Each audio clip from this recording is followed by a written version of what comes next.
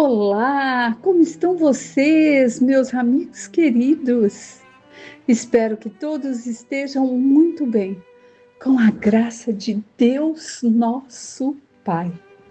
Bem, hoje vamos dar continuidade ao estudo do Evangelho segundo o Espiritismo. Estamos hoje iniciando o capítulo 4. Ninguém pode ver o reino de Deus se não nascer de novo. Então, nas leituras que teremos, vamos entender o que é esse nascer de novo, para vermos o reino de Deus, né?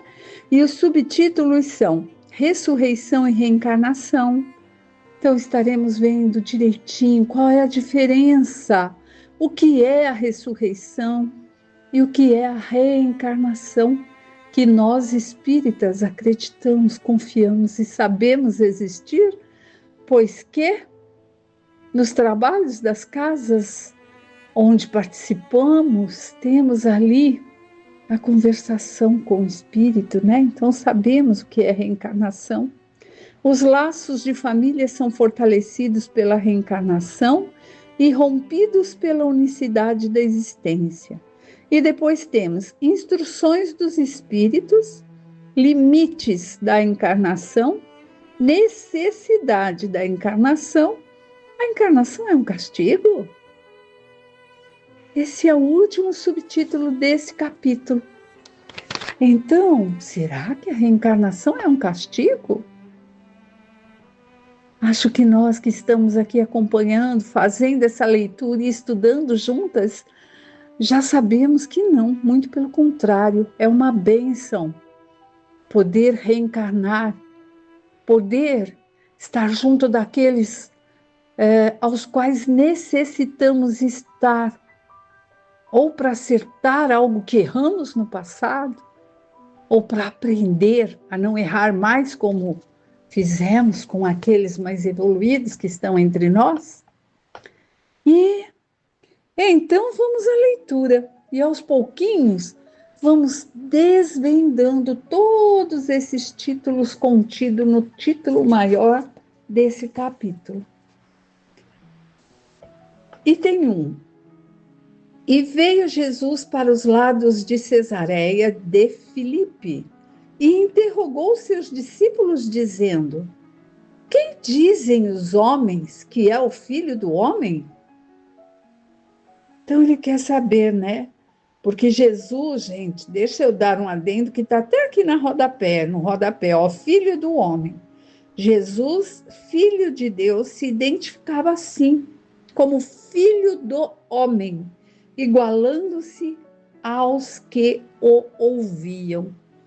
Então ele está perguntando ali aos discípulos, o que os homens, as pessoas aqui dessa comunidade dizem sobre o Filho do Homem, sobre ele, Jesus. E eles responderam: uns dizem que é João Batista, mas outros que é Elias, e outros que é Jeremias ou algum dizem dos profetas. Disse-lhe Jesus: E vós, quem dizeis que eu sou? Respondendo, Simão Pedro disse: Tu és Cristo, Filho de Deus vivo.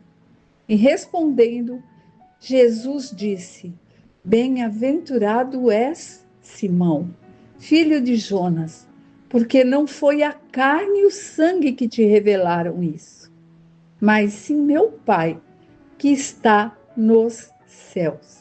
Isso está em Mateus, capítulo 16, versículo 13 a 17, e em Marcos, capítulo 8, versículo de 27 a 29. Então, quando ele diz, né, que bendito é Simão, porque essa resposta, né, que Simão deu, tu és Cristo, Filho de Deus vivo, é porque ele teve ali a intuição que o fez saber que Jesus é Filho do Deus vivo, esse Deus que é Deus permanente de sempre. É isso. Ele está ali perguntando, fazendo essa questão sobre o que diziam dele, o Filho do Homem, como ele sempre se intitulou, não como Filho de Deus, porque ele veio para se igualar a nós, né? E no judaísmo sempre se acreditou na ressurreição, que era a volta de um determinado espírito no mesmo corpinho que desencarnou. Mas a gente já sabe que não tem como. Corpo é matéria. A matéria, a partir do momento do desencarne, dizem que vira pó. Dizem, eu coloco, porque nós sabemos da putrefação, que não é nem legal ficar falando sobre isso, né? Porque temos o nosso corpo, nossa casa bendita, mas no desencarne, esse corpo abençoado que nos abriga, não tem mais como seguir conosco. Nós somos espírito. Mas os judeus acreditavam na ressurreição dos profetas. Dos profetas. Acreditavam que aqueles profetas que estavam ali, nós já vimos e vamos ver ainda em outros capítulos, que se usavam muito daqueles que se intitulavam profetas para fazer ali as previsões de futuro. E aí o povo judaico acreditava que esses sim poderiam ressuscitar, renascer novamente. E aí nós vemos também nesse pedacinho, nesse item 1 do capítulo 4, que Jesus sempre se coloca como filho do homem. Ele, meus amigos, eu acho que a maioria já o sabem, teve que baixar muito, muito, muito a sua energia para poder encarnar aqui no nosso planeta Terra. Para quê? Para servir-nos de exemplo. Um espírito iluminadíssimo, é o termo que eu vou usar, porque eu não tenho termo suficiente, teve que baixar para poder estar aqui entre nós, né? E veio nos dar o exemplo de como devemos ser, como proceder na vida. Ele já era um espírito crístico quando o nosso planeta se formou, como nós vimos lá em Evolução em Dois Mundos, a formação que André Luiz vem mostrando de tudo. Ai, é tão lindo, né, esse livro? E ele é o governador da Terra, do nosso planeta. Jesus, ele certamente se formou em outros planetas que já existiam e que provavelmente não existam mais a esse tempo. Passou por todas as fases que nós estamos passando, desde a mônada inicial, com a centelha divina. E veio ali para nos mostrar que todos nós podemos chegar onde ele, Jesus, chegou, a se tornar um espírito crístico, um espírito realmente que segue ali os ensinamentos do Pai. Para isso ele veio nos exemplificar. Vamos lá. E chegou Herodes, o tetrarca, a notícia de tudo que Jesus fazia e ficou inquieto porque diziam uns: é João que ressurgiu dos mortos, e outros: é Elias que apareceu, e outros: é um dos antigos profetas que ressuscitou. Então disse Herodes: eu mandei degolar a João. Quem é, pois, este, de quem ouço semelhantes coisas? Herodes, na época de João, mandou tirar-lhe a cabeça. Então fala, quem é esse agora que vem dizendo coisas semelhantes? E buscava ocasião de o ver. Então ele queria, Herodes, estar onde estivesse Jesus, para ver ali o que havia de semelhante, além dos ensinamentos.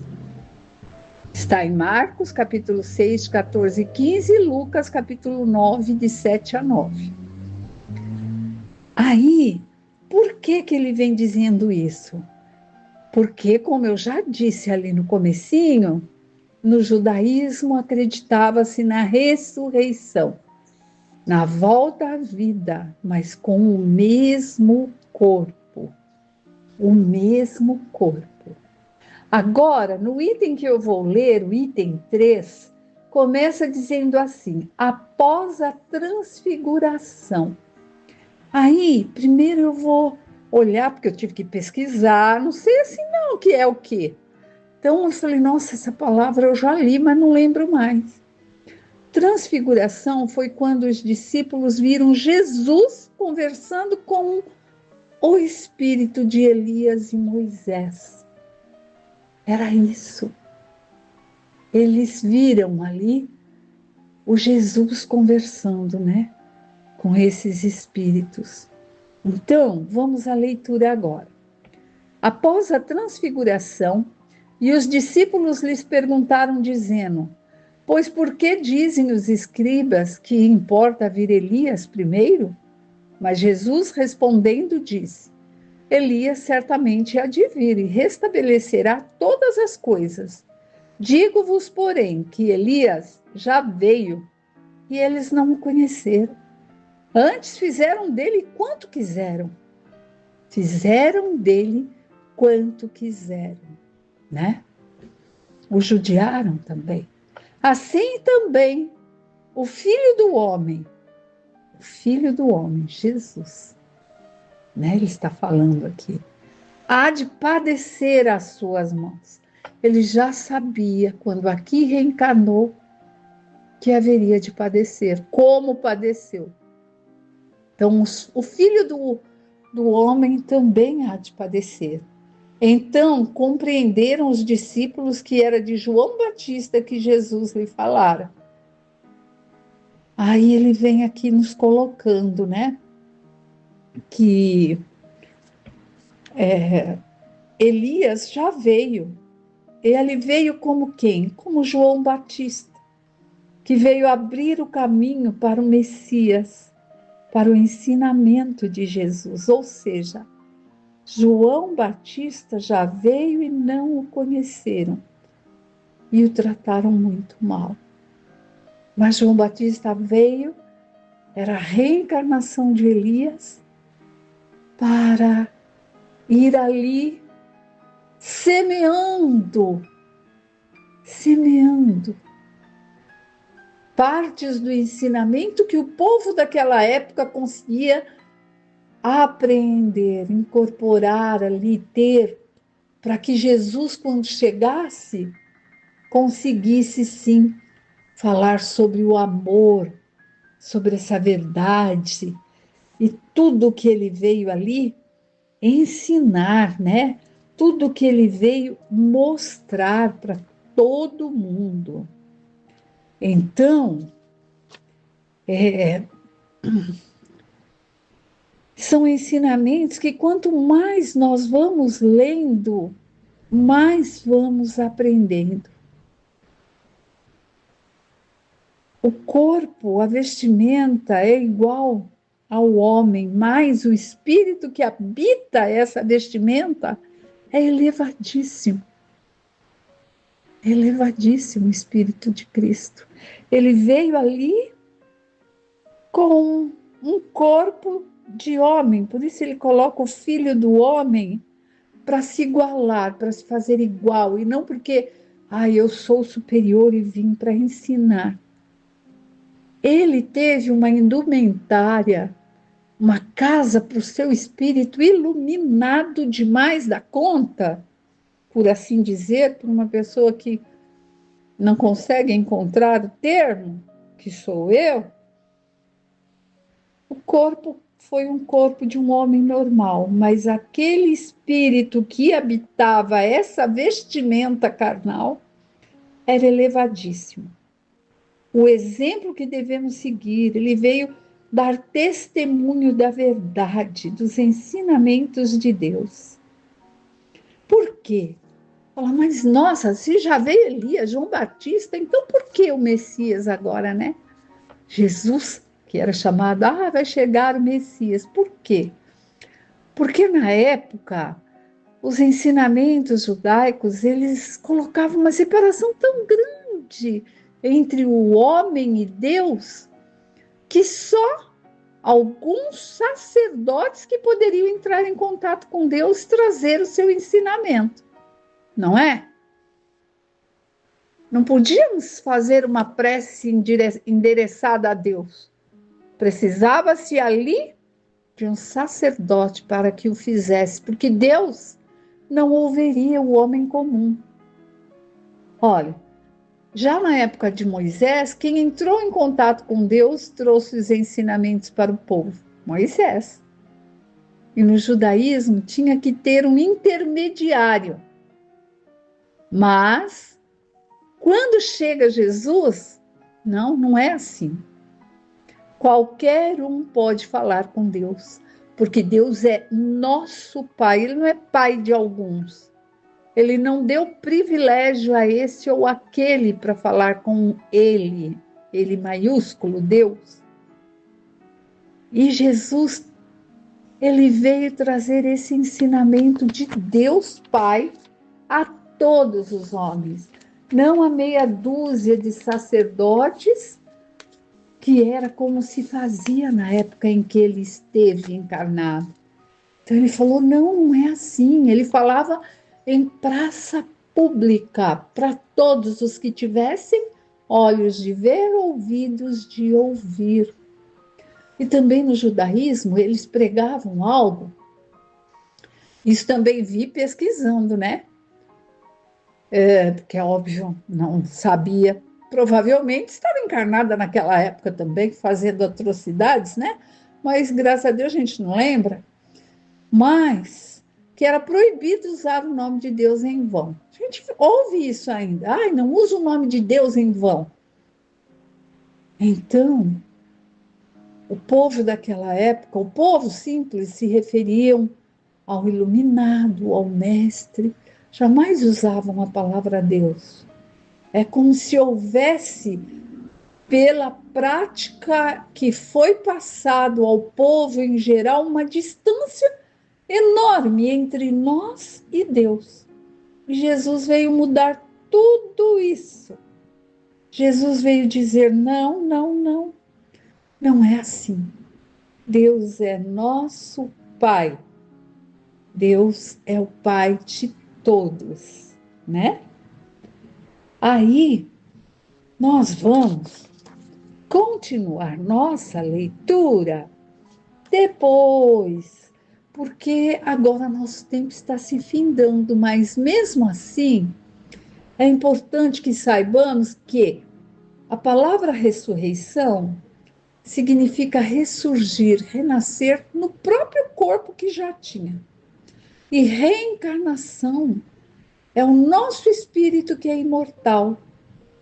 E ele volta para a verdadeira vida do lado espiritual e reencarna esse espírito que é imortal num novo corpo de carne para continuar o seu aprendizado. Então, é importante que eu esclareça isso nesse comecinho, porque falou ali de ressurreição, de reencarnação, e é como nós vamos, no próximo dia de leitura, de estudo, começar aqui o nosso texto, tá bom? Fiquem com Deus, que estejam todos na luz de Cristo e tenham ótimos dias. Até breve, se Deus assim nos consentir.